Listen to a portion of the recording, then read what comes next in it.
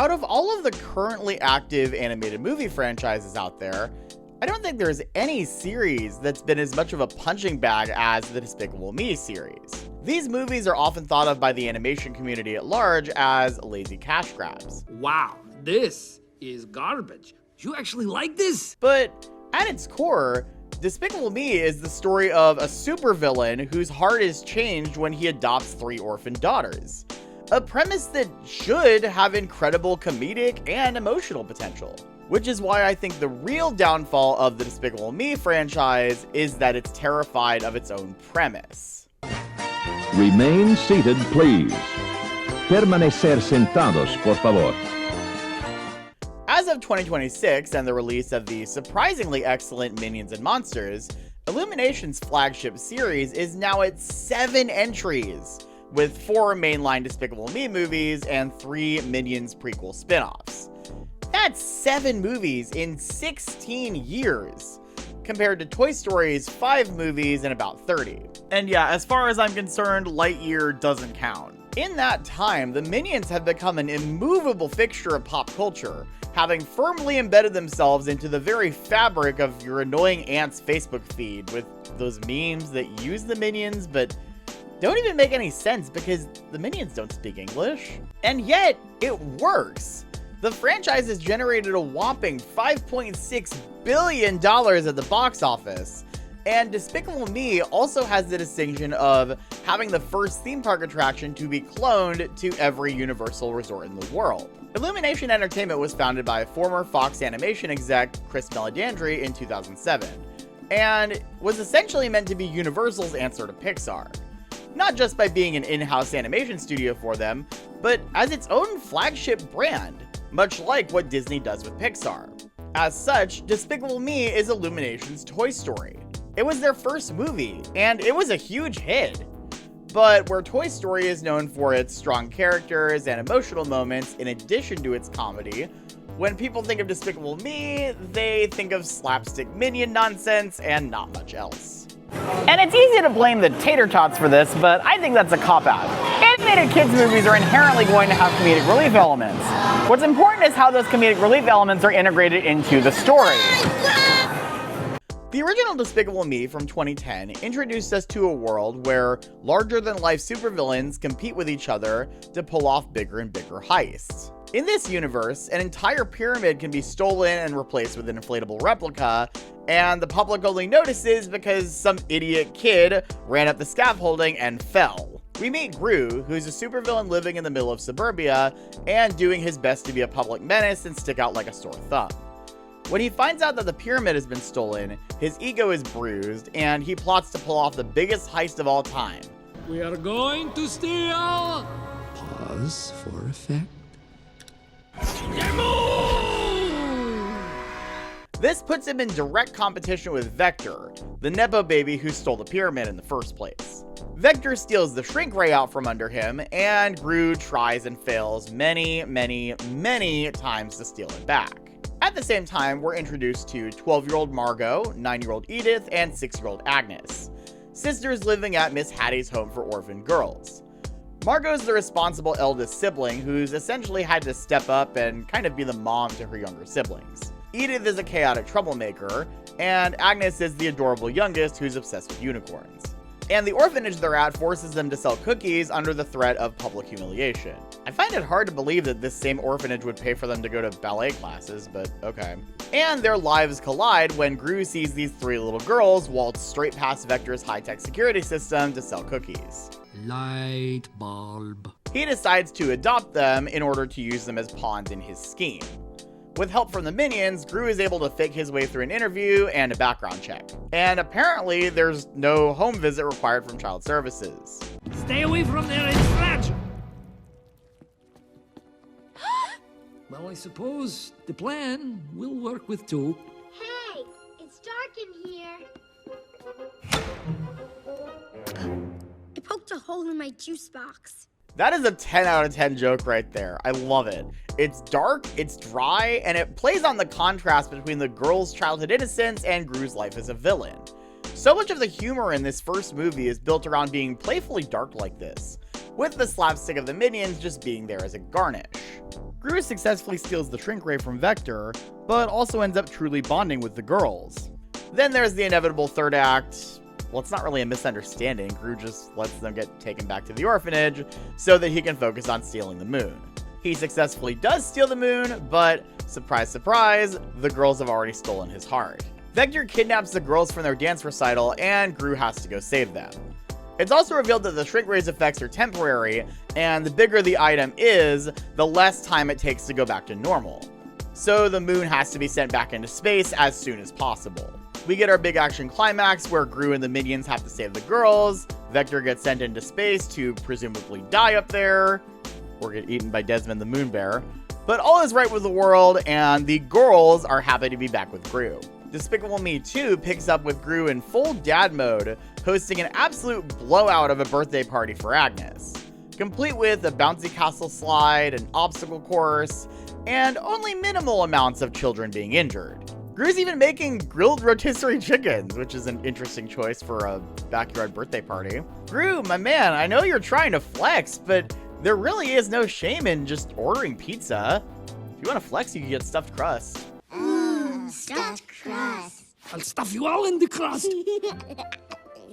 You're funny. And we're celebrating Agnes's birthday, which would imply that time is indeed moving forwards for these characters.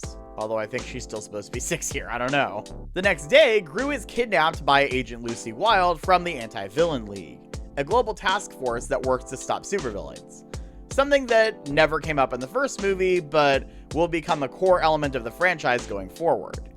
Since Gru adopted the girls and gave up on being a villain, the AVL figured that he'd be the perfect recruit to join them and help stop other villains. Something I find really interesting, so Despicable Me 2 came out on July 3rd, 2013. Exactly 1 year and 1 day earlier, Universal Orlando opened Despicable Me Minion Mayhem, and the ride's Q videos giving the relevant backstory are presented like confidential case files. And in these videos, the narrator says, "It is not known if Gru has left his life of crime behind, or if he simply has 3 new adorable accomplices." I actually went back and wrote Minion Mayhem for the first time in a while after I finished rewatching all the movies and wrote the first draft of this video. And the ride feels like a glimpse into what the series could have ended up being. Minion Mayhem explicitly takes place 1 year after the original movie, and has Gru actively still being a villain. That is trying to be evil! The ride was clearly made before they opted to have Gru be a former villain going up against other villains throughout the rest of the series. I feel like having him stay a villain could have been a bit more interesting, but then I guess he'd basically just be Dr. Doofenshmirtz. Huh. I feel like there's a very obvious joke I should be making. That night, Gru is tucking the girls in. Good night, Agnes. Never get older. This is a very sweet line that will unfortunately take on a whole new meaning as we continue to move forwards. Gru ends up taking the AVL up on their offer and is paired up with Agent Lucy. There's a bit earlier where one of the moms at Agnes's birthday is trying to set him up with a date. The girls keep asking about him going on dates, and they try to set him up for online dating. Later, Agnes is taking part in a Mother's Day recital for her school, and feels like she shouldn't do it because she doesn't have a mom. Maybe you can just use your imagination. You mean I pretend I have a mom? Yes, right? You can do that, can't you? Yeah, I do that all the time. Thanks, Gru. Yeah, that's genuinely adorable and heartbreaking. It makes sense that the girls want to play matchmaker. And when Agnes meets Lucy for the first time, she can just sense that she'd be perfect. So yeah, of course, Gru ends up with Lucy at the end of the movie. Those girls totally adore you. I bet you're a fun dad. Huh. I am pretty fun. This was also the first time the Minions got their own subplot, with them being kidnapped, first 1 or 2 at a time, and then en masse. And predictably, the PX41 serum, which is what was stolen and what the AVL is looking for, by the way, is being used by El Macho to turn them into evil purple minions. The insane popularity of the Minions after the first movie obviously led to them having way more screen time in the sequel, but at least the subplot here is ultimately relevant to the overall plot of the movie, so it's not that bad. Even isolated comedic trailer moments with the Minions, like the infamous Beto scene, have a purpose within the plot. Gru is trying to work up the courage to ask Lucy out on a date and torches the phone in frustration. Beedo, beedo. We get plenty of moments with Gru and the girls in this, specifically with him and Agnes. As stated previously, Agnes wants Gru to be with Lucy so that she can be their mom. There's also a small subplot where Margo has her first crush on a boy, which gives us Gru being the overprotective dad. And Margo ends up getting her heart broken, so that doesn't go anywhere.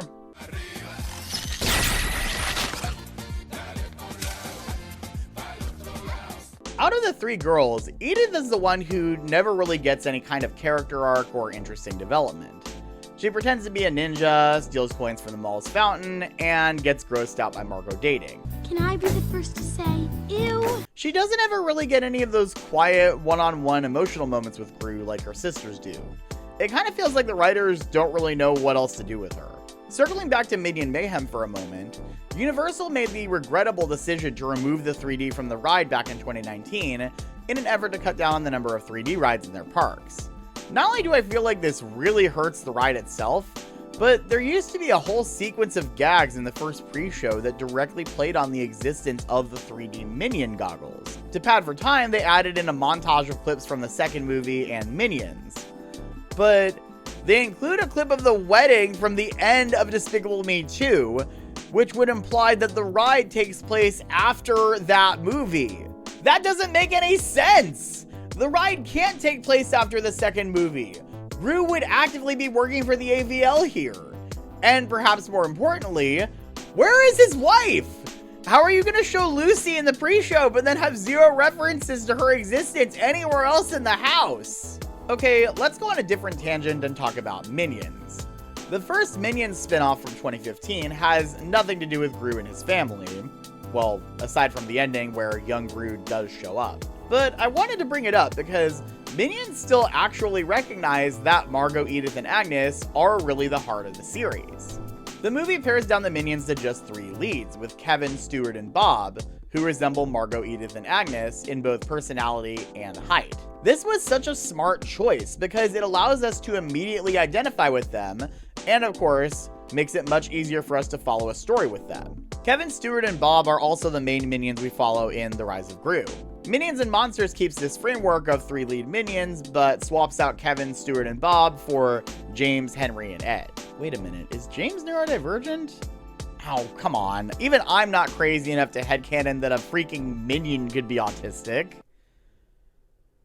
Unless... No, we're getting sidetracked. And speaking of getting sidetracked, the third Despicable Me movie is where things really start to go off the rails.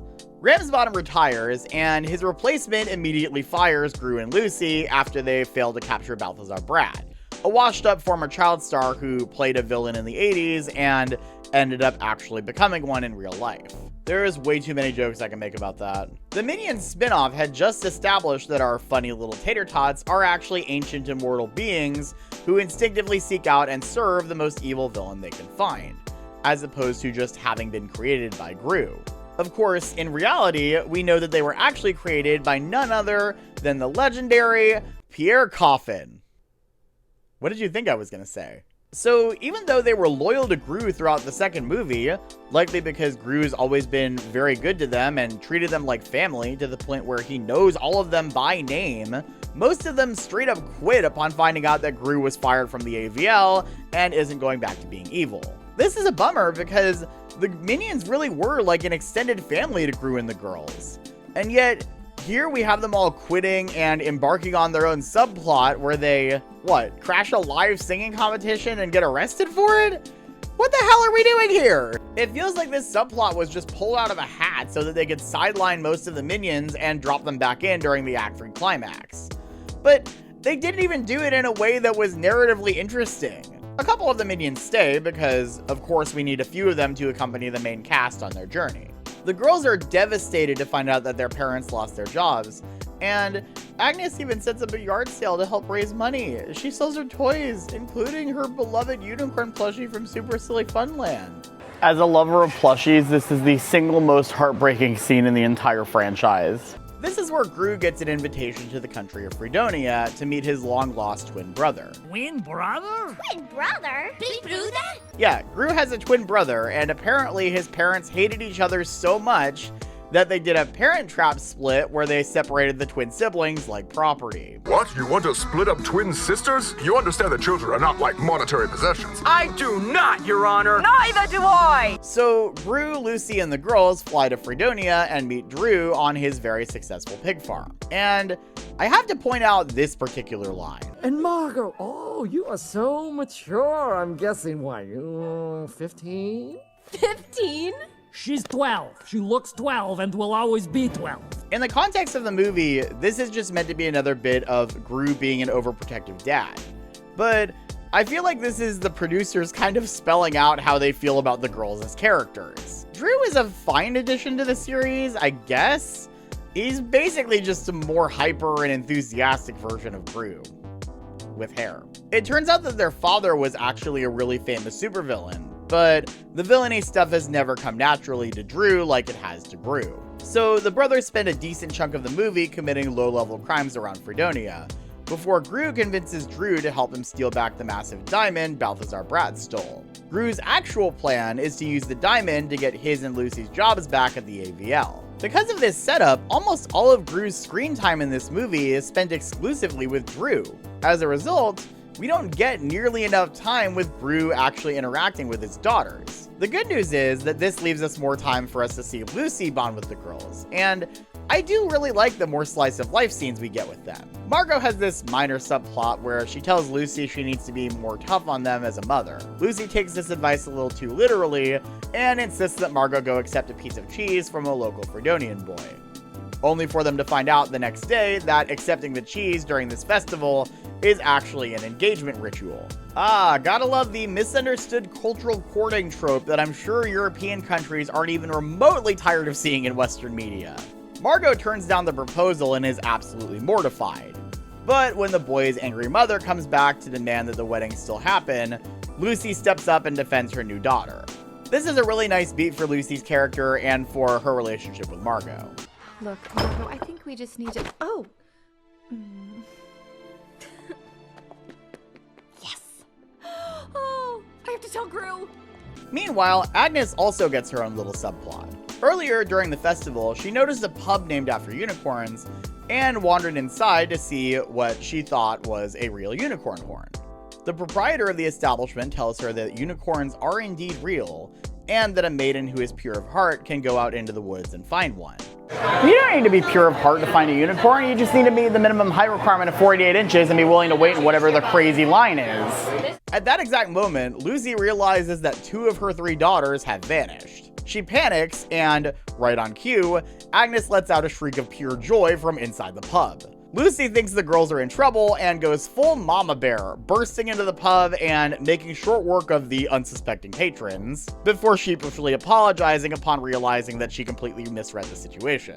It's another great moment that shows just how much Lucy loves the girls. We do get one nice moment with Gru and Agnes, where Gru tries to gently break it to her that she probably won't actually find a real unicorn, but he's not terribly successful in doing so. And the next day, Agnes goes out into the woods to try and find the unicorn. Edith joins her, since her character's only contribution to the movie at this point has been to pull a lot of really small, childish pranks on the butler.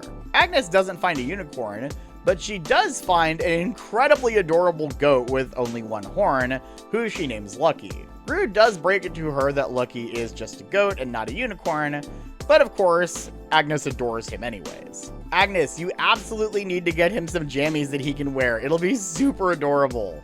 Just don't overfeed him. Molly learned that lesson the hard way. Okay, last one. Okay, very, very last one. Okay, very, very, very last one. Eventually, Gru has the whole heist sequence with Drew where they successfully steal the diamond, and Lucy comes to their rescue. But Brat manages to tie up and impersonate Lucy just so that he can rip off Vector's entire playbook and kidnap the girls. His ultimate plan? Use a giant robot of himself and his self-inflating bubblegum to carve up Hollywood and send it into outer space. Like you do. Balthazar Brat is a fun concept for a villain, but he feels so disconnected from everything else that's happening in this movie. In the first movie, we had Gru's old tech versus Vector's sleek and often very stupid new tech. And in the second movie, Gru was adjusting to suburban dad life and was going undercover up against El Macho, who was also undercover and had a kid and a business. What does a washed-up child star from the 80s have to do with Gru's twin brother in a small country in Europe? What do the minions being imprisoned have to do with any of that? Anyways, Lucy gets to be the one to save the girls from falling from a high place this time. Brad is defeated, and Gru and Lucy get their jobs back at the AVL. And this finally brings us to what I've been building to this whole time. The mess that is Despicable Me 4. Fun fact, the only reason why I even saw Despicable Me 4 in theaters is because traffic was gridlocked on I-4 one day, and I wanted to go see Inside Out 2 again at Disney Springs, but every showing was completely booked. So I was like, sure, I'll see Despicable Me 4. Despicable Me 4 is a movie that has a lot of fun and interesting ideas, but doesn't do nearly enough with any of them. It starts off pretty promising with a sequence of high-speed driving set to an absolute banger of a Pharrell Williams song. Pharrell seriously cooked with this opening song. We're 4 movies into this series, and he's still giving it his all. It seriously has no need to be as good as it is, which I can also say about the food at Minion Cafe. Gru is at a reunion for his old alma mater, Laissez Pas Bon, which literally translates to not good high school. He's there undercover for the AVL to arrest his former classmate and longtime rival, Maxime Lamal. Maxime still has beef with Gru because Gru stole the song he was going to perform at the talent show years ago. His latest claim to fame is that he's devised a way to turn himself into a half-cockroach hybrid monstrosity that's actually incredibly dangerous. Every other entry of the franchise has given us a really cartoonish villain. I think prior to this, El Macho was the most threatening. And while Maxime is still cartoonish, he's completely ridiculous and unhinged, while also managing to be genuinely scary. What I don't understand is why Gru would announce himself as an agent of the AVL to his entire alma mater. That's a lot of supervillains in one room who now know that Gru is a Fed and can't be trusted. Regardless, the other AVL agents bust in and are able to detain Maxime, albeit with some difficulty. Back at home, we're reintroduced to Margo, Edith, and Agnes, still looking exactly the same, and the newest addition to the family, Baby Gru Jr. Unfortunately, he doesn't seem to like his daddy very much. What's sad is that the baby will end up being more of a character in this movie than Margo, Edith, and Agnes will. Oh, there's also a running gag where the minions act like a pit crew for the baby every time he needs a diaper change, which is pretty great. Ramsbottom, unceremoniously back from retirement, drops by to give Gru a video message from Maxime, vowing revenge, and drop the bomb that he's already escaped and that Gru and his family are in imminent danger and need to go to an AVL safe house immediately. This right here, honestly, genius premise for a Despicable Me movie. Gru has been living in suburbia this whole time, but he's always stuck out like a sore thumb, and doesn't really make it a secret that he used to be a supervillain. A situation where he and his family are forced into witness protection seems like a natural way to create interesting comedic conflict and genuine emotional moments. We get a glimpse of this when the girls fret about leaving their lives behind, and Agnes in particular is devastated that her pet goat Lucky can't come with them. Unfortunately, everything about this premise is completely squandered. Alright, let's get this Minions subplot out of the way because it's the most baffling part of this entire movie. 3 minions go with Gru and his family, as is Despicable Me sequel protocol, and the rest of them go to AVL headquarters where Ramsbottom promises that he, quote, has big plans for them. Those big plans are, use experimental super soldier technology to turn 5 of them into superheroes that are terrible at everything, and let the rest of them completely take over and wreck the AVL headquarters. This feels like the writers just wanted to have another Minion subplot, but couldn't figure out something else for them to do detached from Gru. Because in-universe, there isn't really a reason for them to leave the lair. It's deep underground, and it's not a target if Gru isn't there. Maxime clearly doesn't have any interest in the Minions. He just wants to get back at Gru and steal his baby. Yes, Maxime somehow found out that Gru has a son, and wants to kidnap him. No interest in the girls at all, I guess. Gru and his family arrive in the very boring upper-class town of Mayflower, and are given their new identities. Gru is set up as a solar panel salesman, and Lucy is set up at a trendy hair salon. Why'd they give Gru a nothing job and give Lucy a job that you have to go to beauty school for? Oh, right, for by-the-numbers comedic hijinks. How silly of me. This movie is such a mess structurally that I genuinely had a hard time deciding how to write out this portion of the video. So let's just discuss each character's arc. Margo. She's not happy about having to go to a new school.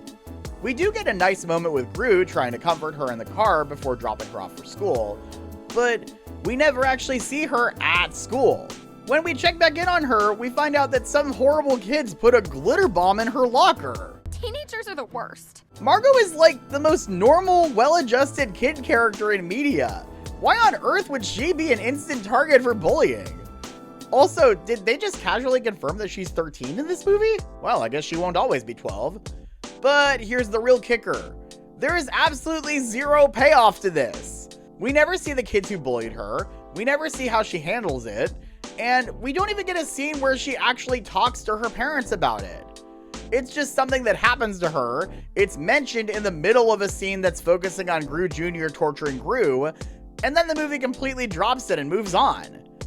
Hey, remember when Gru froze Antonio 2 movies ago? Because apparently this movie doesn't. Edith and Agnes. Wait, they're not going to school? Is this a district where the middle school and high school are 9-month schools, but the elementary school is a 12-month school? Not only do we not get to see anything that actually happens with Margo at school, I guess they didn't even want to bother writing anything that could happen at school for Edith and Agnes. So they go to a karate class, which begs the question of how long Lucy's workday is. A karate class is going to be about 45 minutes long. Agnes' thing in this movie is that she doesn't want to lie about her name, even though she had no problem lying 2 movies ago. Tell Jillian I'm not here. Gru's not here. Are you sure? Yes, he just told me. I mean, maybe she didn't handle that perfectly, but at least she tried.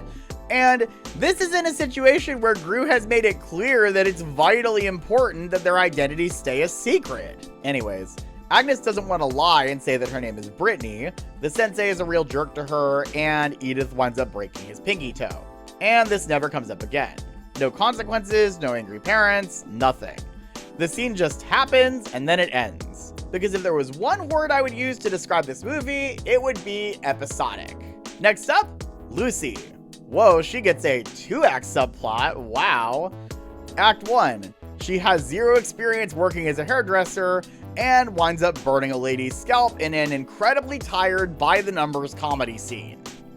Act 2, she's at the grocery store with Edith and Agnes, and the lady whose hair she ruined is out for blood.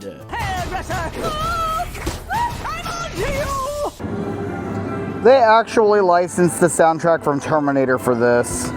That said, this is a fun chase scene.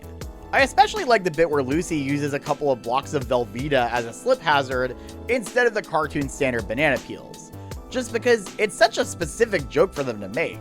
But this still ultimately goes nowhere. My suggestion would have been to have Lucy work at a local fitness center instead. Think about it. Lucy is a highly trained, athletic secret agent. A fitness center would be a great fit for her. It still offers plenty of comedic possibilities, and a gym in a town like Mayflower would offer childcare. So Edith and Agnes could have had an actual subplot where they make new friends, and probably enemies, knowing Edith, at the fitness center's playroom. Next up, we have Gru, who has 2 things going on in this movie. As established previously, he's trying to bond with his son, who doesn't like him to a comedic degree. The scene I mentioned earlier, where Margo gets picked up from school having been glitter bombed, is punctuated, literally, by Gru Jr. popping balloons with a safety pin and startling his dad, making him scald himself with hot coffee, smash a banana into his face, and other things. But speaking of popping, we also have Poppy Prescott, who lives next door to the safe house and immediately recognizes Gru. Poppy is an aspiring supervillain, so of course, she uses her knowledge of Gru's identity to blackmail him into helping her. And what grand, high-stakes crime does she want Gru to help her commit? She wants to pull off a heist to steal the mascot from Gru's alma mater, Laissez Passe Bond. The school's mascot is a honey badger, which means... Honey Badger don't care. You know those screaming goat jokes in season 5 of Phineas and Ferb? I could put a chip in my goat! I mean, those are still awful, but my god, what an archaic meme reference. How it should have ended made a honey badger joke in their Harry Potter parody a year after the first Despicable Me came out. I've been drinking honey badger antivenom ever since I started hanging around that ridiculous snake. Whoa. Honey badger just takes what it wants. Poppy is easily my biggest problem with this movie. And it's not because I don't like her. I actually think she's a super fun character. Although, I'm not sure why they decided to give her a name that's incredibly similar to a main character from a DreamWorks movie. I love this shot of her trying to be intimidating while surrounded by cute plushies. Her fangirling over villain memorabilia at the school is also a lot of fun. Her whole plan to steal the mascot is silly and low stakes, but it makes sense from the perspective of her being a kid. The problem is that Poppy's existence comes at the expense of doing anything interesting with Margo, Edith, and Agnes. Gru is helping a kid pull off a heist, but it's not one of his kids. Why? Because if it were one of his daughters, the movie would actually have to engage with the direct repercussions of growing up with a former supervillain as a father. What happens when one of your kids wants to follow in your footsteps and be a supervillain? Especially in a world where that's an actual institutionalized career path. Do you encourage it because it's who you are or were? Or do you shut it down to protect them? This is what I mean when I say that Despicable Me is afraid of its own premise. You know how Edith has mostly just been floating around, accompanying other characters on various subplots throughout the last two movies? Why in the world would you not make this her story? Edith is the chaotic wildcard of the three. If anyone is forcing Gru to go on a heist, it should probably be Edith, right? To be fair, within this specific story, I definitely don't think Edith would want to blackmail her own family or beg to pull off an elaborate heist while in witness protection. But this movie could have focused on what Margo, Edith, and Agnes are dealing with in this new location and give them a reason to pull off some sort of heist locally, with Gru giving them pointers on how to do it and not get caught. Maybe one of them brought something to school with them that could blow their cover and it was confiscated. And then when the heist inevitably goes wrong, it somehow tips off Maxime to their location. Free idea for whoever's making the next Despicable Me movie. Give the girls a reason to pull off some kind of silly, low-stakes, Ocean's 11 style heist at school or somewhere, and plant the seeds for further mischief at the hands of Edith. Anyways, Poppy and Gru take a hot air balloon to the school, and why is the baby going with them? I feel like the producers just saw how marketable Jack was in Incredibles 2 and demanded that they put a baby in the movie so that the baby could go on a dangerous mission with Gru. To Gru's credit, he does actually have more common sense than that, given that he tells the minions to watch the baby while he and Poppy actually go on the heist. Okay, let's get this over with. But in classic Minions fashion, they swap the diaper bag with the bag of heist gear, and then in trying to swap the bags back, they let the hot air balloon float away. Yeah, I'm sure Poppy's dad won't miss it. So now, Gru not only has to keep this kid he just met safe on this heist, he also has to keep his baby safe. The actual heist sequence is a blast, definitely the most fun part of this entire movie. Gru has to improvise the whole mission using baby supplies, there's lasers and secret levers and the baby being cute, and when they inevitably get caught, they're chased through the halls by the school's principal who has a wheelchair with rockets and giant monster truck tires that do thousands of dollars worth of damage to this historic school. Or as they'd call it at Hogwarts, Tuesday. They escape in a flying car vehicle that totally looks like it was designed to be a ride vehicle. Sorry, you guys only get motion simulators and occasionally moving walkways. But Gru's managed to blow their cover because Principal Ubelschlett not only recognized them, but also has a tracker on the honey badger. But they don't know that yet, and as far as Gru and Poppy are concerned, their heist was a success, and Gru doesn't have to worry about Poppy spilling the beans on his secret identity. Which is perfect because it's time for Gru and Lucy to take a trip to the country club with their neighbors and leave their 4 kids at home alone to hang out with Poppy. Not only that, but then Agnes answers the door for a stranger who turns out to be Principal Ubelschlett. And Margo immediately blows their cover without even thinking about it. Can I help you? Well, I hope so. I'm an old friend of Gru's. Well, he's not here. Oh yeah, great job, Margo. Agnes from 2 movies ago did a better job at this. He's pooping? Margo immediately texts Gru about someone being at the house and looking for him, and her phone description says, no experience in babysitting. And I'm genuinely wondering if that's meant to lampshade how dumb it is that they were A, left at the house alone, and B, that Agnes would answer the door and Margo would casually blow their cover. With Ubuschlet at the house after having made the phone call to Maxime earlier, you'd think that she's going to be teaming up with him, but no, she really just wants the honey badger back, and Maxime arrives later. Well, I guess Maxime has his own sidekick. Oh yeah, what has Maxime been up to this whole time anyway? Well, they make a joke about him having trouble using a chip reader at a gas station. Card not red? Oh, come on. Did you pull it out rapidly? Yes, very rapidly. Jesus, we're really sticking to these 2010s ass jokes, huh? What, no Harlem Shake or Gangnam Style references? How about Call Me Maybe? Anyways, Gru and Lucy rush home, and there's a whole fight with Ubuschlet, during which Gru Jr. is gently pushed outside right as Maxime is walking up. Wow, easiest kidnapping ever. So this movie's climax basically sidelines Lucy and the girls by having Lucy still having to deal with Principal Ubuschlet, so that the focus can be on Gru facing off against Maxime and a cockroachified Gru Jr. I don't think this is bad per se. I suppose it would be a bit repetitive to have another action climax where the girls have been kidnapped and put in a high location where one of their parents has to save them. This is actually why I really like the second movie's finale, because the girls are actively helping out with the jelly guns. But I think because this movie has sidelined them so much, it feels like they're just missing from the climax here.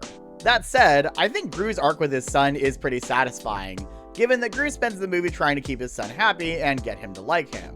And even after being turned into a roach creature by Maxime, Gru Jr. is able to resist and fight to save his dad.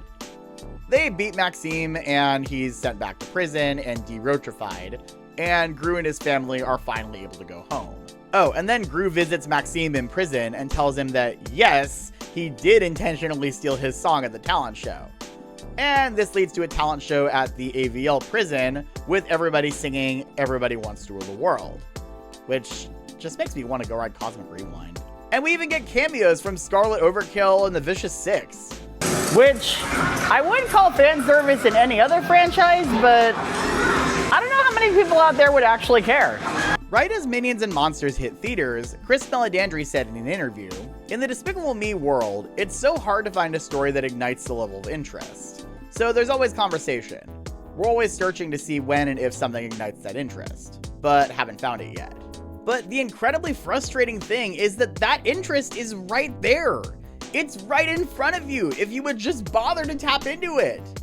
At its core, the original Despicable Me works because it's the story of a hardened supervillain who has his heart opened by the power of childhood joy, whimsy, innocence, and, most importantly, love. But none of the sequels actually allow anyone to genuinely grow or change, and especially not Margo, Edith, and Agnes.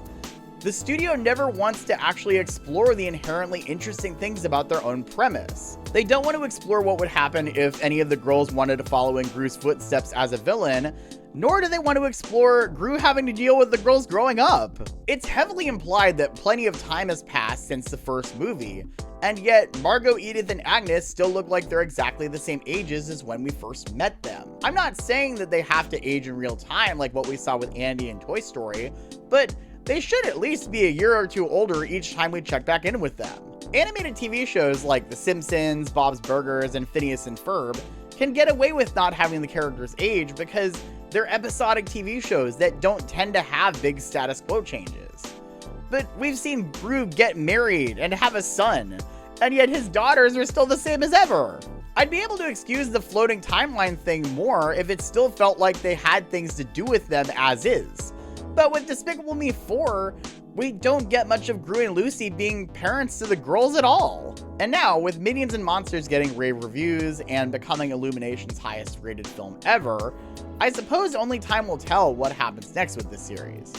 Will they try something new again, like with Minions and Monsters? Or will they just add yet another random new family member? In my opinion, the heart and soul of this series has always been Margo, Edith, and Agnes. And if you want to keep telling stories with them, I don't think you can keep them preserved in amber forever. I just feel like there's so much untapped potential in this series. It's like how I've referenced Phineas and Ferb multiple times throughout this video, and you've probably been waiting for me to make a stupid joke about how Dan Povenmire actually created the Minions. And you know what? I'm not gonna give you the satisfaction.